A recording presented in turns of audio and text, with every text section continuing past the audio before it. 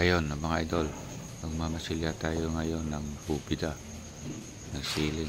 Gamit natin yung wool putty, saka body filler, saka marine epoxy. Masilya natin yung mga pagitan niya at saka yung ulo ng rivets. Ayan, sasandirin natin yung ulo ng rivets, saka naman natin mamasilyahin.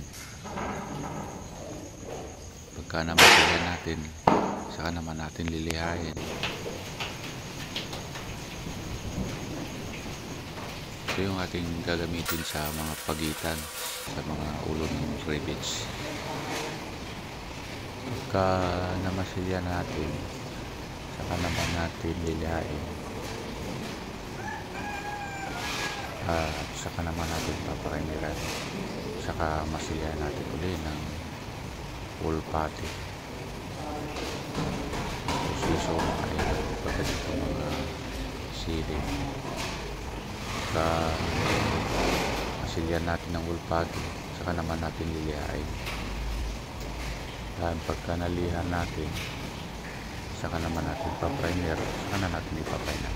Ayan, okay na siya mga idol.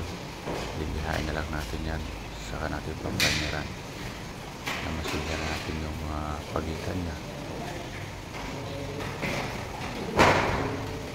Habang nagmamasilya tayo dito mga idol, doon naman sa kabila nakakabit naman ng kalparing para susunod natin mamasilyahin kapag natapos.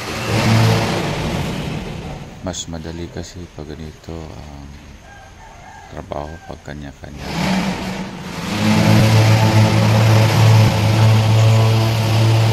Tiles niya. Okay?